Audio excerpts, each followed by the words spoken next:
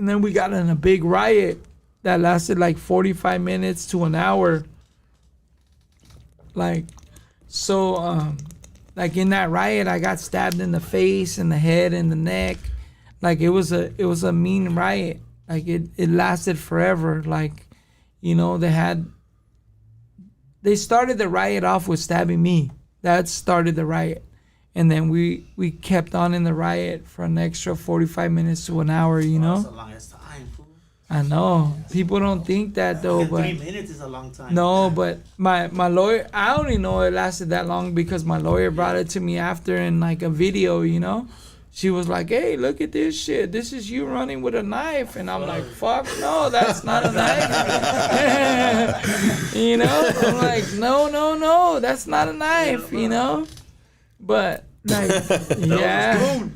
For real. No, because they kind of showed, like, they showed everything, you know? But I was like, damn, I was looking at the time and shit. But then you start being able to see different homies that, like, oh, I was there, fool. I was with you, dog. I was backing you up. It's because it goes down, then it goes back up. It goes down, it goes up. But go ahead, finish what you're saying. It was crazy because the fool's talking about they were there with you. They were there, but then you see the video. I seen the video and I see the dude.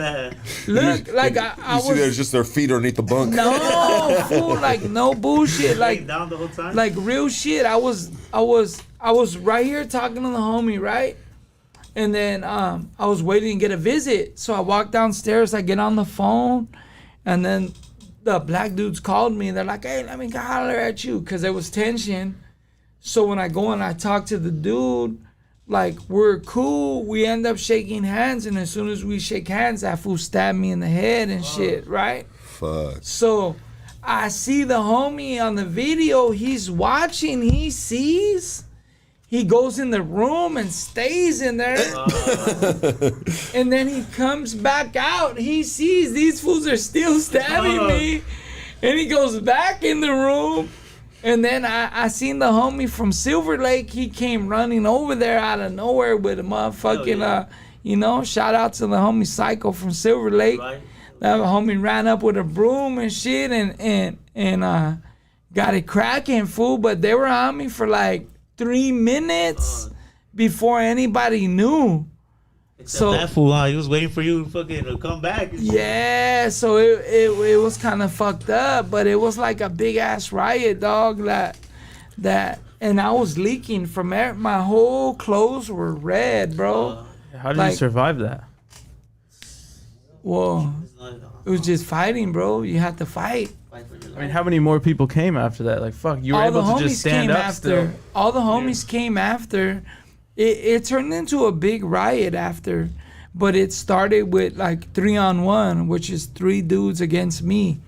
You know what I mean? That started it, but it was on for like 3 to 4 minutes before anybody knew, because like I was the dude in the unit right there. So these dudes called me. And they called me to their section. So I went over there because I'm like, well, how am I going to not go over there? You know, like, I'm not scared of you. I'm going to go over there. You know what I mean? So I went. So when I went, I'm talking to the dudes. And as soon as I turn around, they stab me in the back of the head.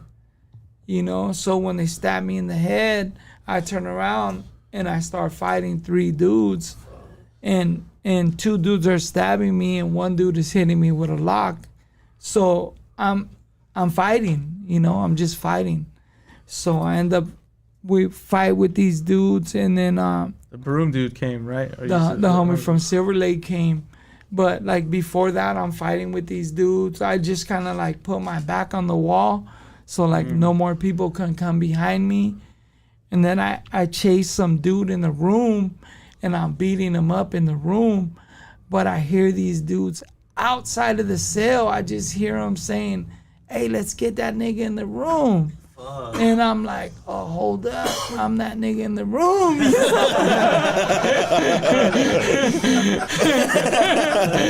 I said, I need to get out of the room, because if they come in the room and shut the door, like I'm done, you know?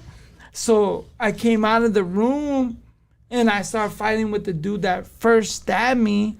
I start fighting with him again, and when I'm fighting with him, that's when all the homies finally see like what's going on, you know. But I was on the other guy's side, you know, and it all happened because of a riot on the other side. Like it didn't have nothing to do with us, Domino effect. but it was like the Spilled domino over. effect. It just spilled over to us. You know what I mean? So it just went bad. But it was actually for like 45 minutes, the riot. Like the cop seen when the fool first stabbed me, he was hitting a room. The cop dropped the stuff that he was like searching the other guy's room for and ran out of the unit. Yeah. So when he runs out of the unit, he just pushes his panic alarm, but he didn't tell them stop. He didn't say none of that shit. He ran out of the fucking unit and locked the door. So now it's just us locked in there for like 45 minutes. Cause now, once we start having this riot, like we're not letting the cops come in here. Like we're trying to get back over there.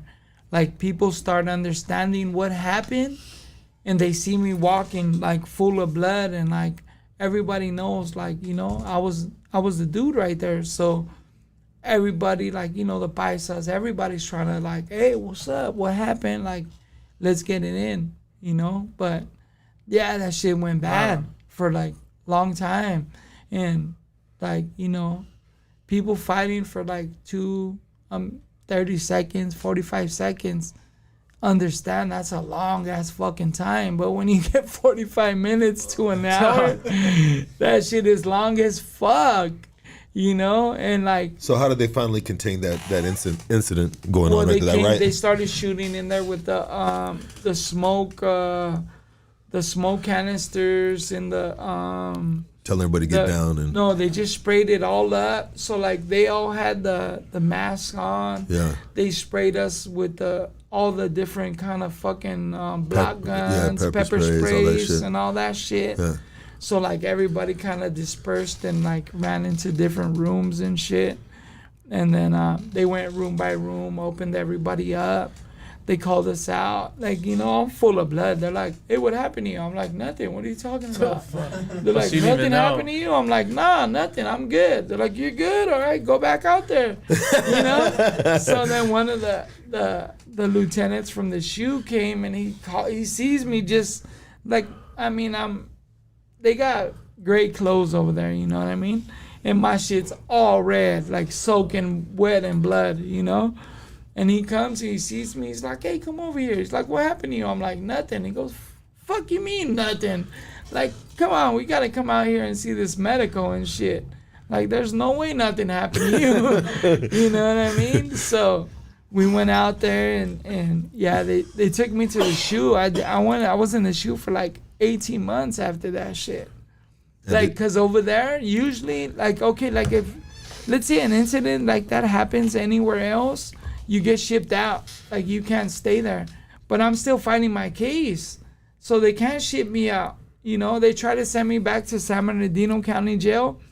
But I boarded up. I told the cops, like, fuck, because I'm living good, even in the SHU.